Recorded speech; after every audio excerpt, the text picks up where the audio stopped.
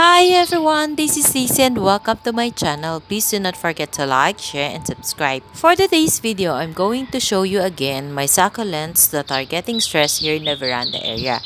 It's because our weather here in Silang, Cavite is getting more colder. While you are enjoying the beauty of my succulents, please listen also to the story of my YT channel. So, paano ba ako nagsimula sa YT channel? First, in-encourage ako ng kids ko na i-post ko sa YouTube channel yung mga succulents ko. Kasi they always see me every morning and every afternoon that I visit my succulents in the veranda area. And they told me na marami silang nakikita sa YouTube channel na nagpo-post ng mga succulents nila. So, I started creating my YT channel last December 8, 2021 where I made 7 videos in December 2021. And then I stopped. And then in December 2022, I started doing arrangement. And then I remember na I have YouTube channel pala. So I started posting again the arrangement that I made in December 2022. I tried also to video myself doing the arrangement katulad ng nakikita ko kay Succulent Cravings if you are familiar with him. And then na-realize ko ang hirap palang i-video pag gumagawa ng arrangement at saka masyado siyang mahaba. So I started creating arrangement and video it with the background music. Noong una nahihirapan ako kasi hindi naman ako talaga marunong mag-edit ng mga video. Wala naman, nung time naman na nag-aral ako, wala naman mga ganong editing na pinag-aaralan and wala pang tungkol sa computer. So, I am not technically knowledgeable of editing videos. So, ang ginagawa ko lang, bini-video ko habang tahimik pa, hindi tumatahol yung aso namin at walang dumadaan na maiingay na sasakyan. So, see to it na at least 3 minutes yung video ko. And then, nung una, paisa-isa lang yung subscriber ko. So, parang nag-i-enjoy lang ako na mag-post. Tapos, natutuwa ako pag may views. Masaya na ako noon pag naka 10 views ako. And masaya na ako pag may isa akong subscriber na nadadagdag everyday. So, wala talaga sa isip ko na gagawin kong sideline or magiging part of my life yung career ng pagiging vlogger sa YouTube channel. So, parang ini-enjoy ko lang yung pag-gardening ko, pag-aalaga ng succulent, and then video, and then post, ganun lang. Tapos, yung mga unang subscriber ko, syempre, sila yung mga friends, family, relatives. And then, na-realize ko, ay, dumadami na yung views ko, dumadami yung subscriber ko. So, since everyday naman ako nag-garden, naisip ko na bakit hindi ko gawing everyday yung upload ko. So, hanggang, I think I started doing that everyday upload for 3 minutes video. I think I started on March. And then, yun nga, hanggang sa dire-diretso na siya. And then, one time, si Ate Jo, Josephine Bauyon, nag-comment siya dun sa aking video. And then, chinek ko yung channel niya. Hindi ko alam kung anong naisip ko, bakit chinek ko yung channel niya. Then, nakita ko, naghahalaman din pala siya. May vlog siya ng halaman. So, nag-subscribe ako sa kanya. Pero, marami na ako na-subscribe na nag-aalaga din ng mga succulent and other ornamental plants. Pero, mas prefer ko kasi mag-subscribe dun sa may mga succulent. Eh, nakita ko si Ate Jo, may cactus siya.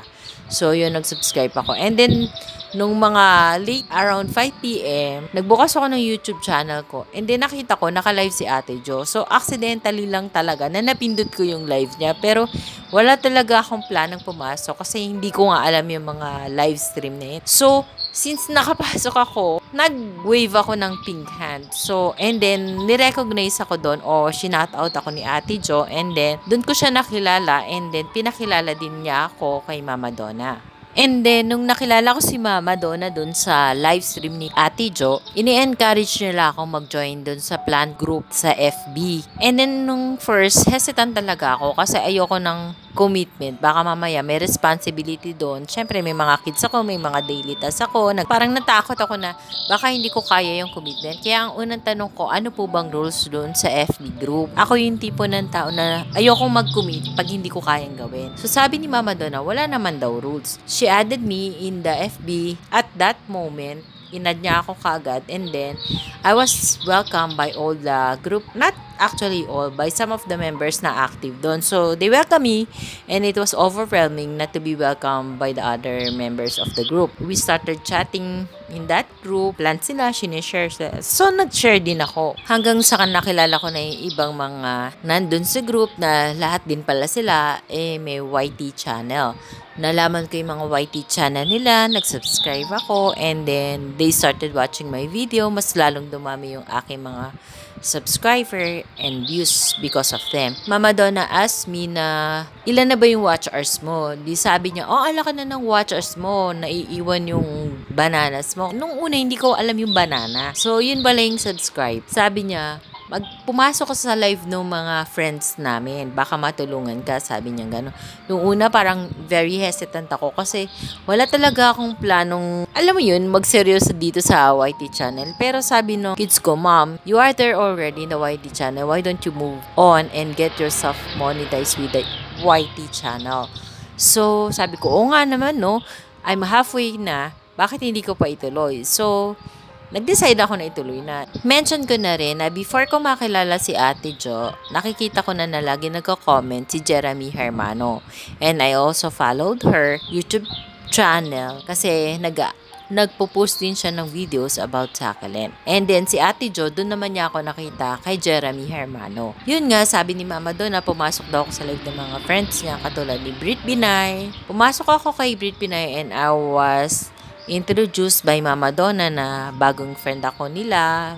Even Ate Jo did that. Tapos parang, hindi ko alam, nagulat na lang ako. Biglang sinabi ni Mom Brit Pinay na she's gonna give me banana. At first, it's only 100 and then suddenly, she made it 200. And then, sabi ni Mama Donna, ayan, konti na lang yung kailangan mong banana. So, ang gawin natin, pumasok ka na sa TP Promote para yung watch hours mo, dire-diretso.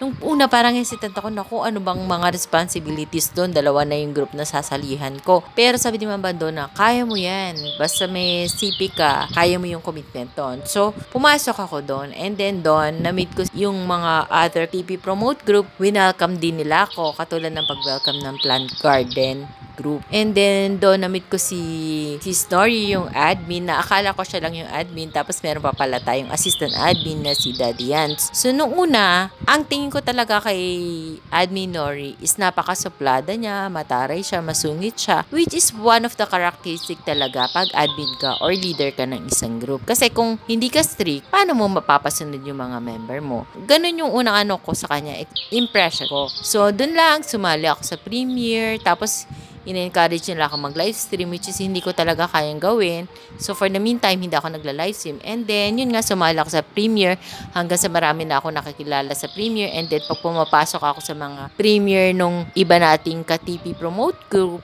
na may nakikilala pa akong iba hanggang sa dumami na yung kakilala ko through the TP Promote and through the plant group. And then, nagulat na lang ako one time, sabi ni Ma'am Nori, magbibigay siya ng banana.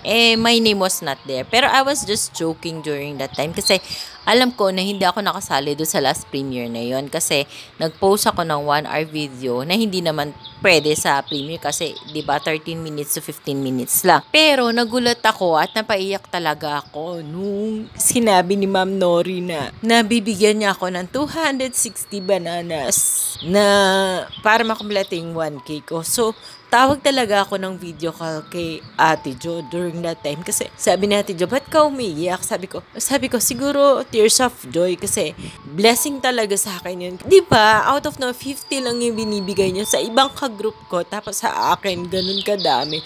Parang hindi ko alam kung paano ako magpapasalamat. Pero, nagpasalamat ako. Nagsukli naman ako kay Admin Nori through playing her videos kasi hindi naman yung advice sa akin ni Mama Donna. Tapos yun nga, nakomplete ko one. Tapos nagka-problema pa ako sa application kasi biglang binawas yung banana. And then, hindi ako nawalan ng pag-asa na maayos yung account ko. So, nag-join ulit ako sa mga live stream ni Brit Pinay. Yung mga lagi kong gino-join, pati yung mga ka-group natin. Minsan naka-video lang ako kasi pag busy. So, ganun, pag iniiwan ko yung live stream, pagbalik ko, iba na yung nakasalang na channel. So, ganun, nagtyaga din ako.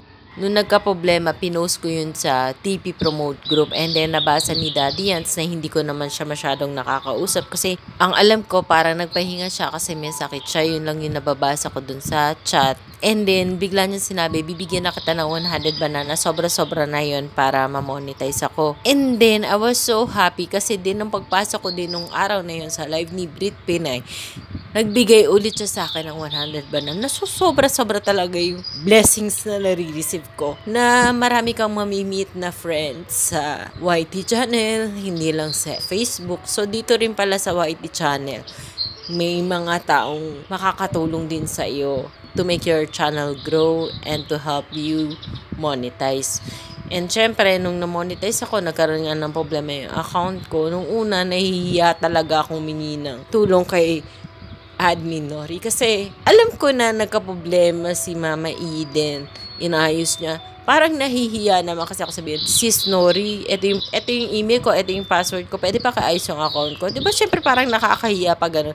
Parang inuutusan mo yung tao. Tapos nabasa ko na lang doon sa TP group na mas gusto niya daw yung ganun. So naglakas na lang ako ng loob na humingi ng tulong sa kanya kasi everybody needs help naman, diba? Pagdating dun sa mga ganyan kasi hindi naman tayo tech since sila yung may experience. And beside, Ma'am Nori na napakasuplada, ang tingin ko is nag-o-offer talaga siya ng help sa bawat member ng TP group. Yun, pasensya na kayo kung umiyak ako. Basta ganun. Hanggang hindi ako iniwan ni Admin Nori hanggang sa pag-process ng PIN AdSense ko, inayos niya pa rin, tinulungan niya pa rin ako kahit na sobrang busy niya sa kanyang trabaho. So, yun. Napakabait ni Ma'am Nori. Sabi nga niya doon sa ating TP group na hindi siya humihingi ng kapalit at hindi natin yun utang na loob. Pero tayo bilang isang mabuting tao, kailangan marunong tayong magsukle dun sa mga kabutihang ginagawa ng kapwa natin sa atin, 'di ba? So, yun lang. Pasensya na kayo kung naiyak ako. And to the 3 big person na nakatulong sa akin. Actually, hindi lang 3, lahat ng kagroup sa TP Promote, lahat ng member ng Plant Group Garden, nakatulong kayong lahat sa akin. At syempre, yung mga subscribers and viewers na hindi natin kilala na nanonood sa ating channel. At para dun sa mga big person na nakatulong talaga sa YT channel ko, unang-una, Brit Pinay Journey, Jeremy Hermano, Everything Nice at Beach, Mama Donna TV, Josephine Bauyon, Sis Car Christie, Arthur Clave, Daddy Yance, and of course, our admin, Sis Nori Oganya. Maraming salamat sa tulong nyo at patuloy na support na binibigay nyo sa akin. More blessings to you and to every one of us. That's all for today's video. I hope you like my sharing for today. Thank you for watching. Please do not forget to subscribe and share my video to your family, friends, and relatives. Bye for now. See you on my next video. Bye. God bless us all. Bye.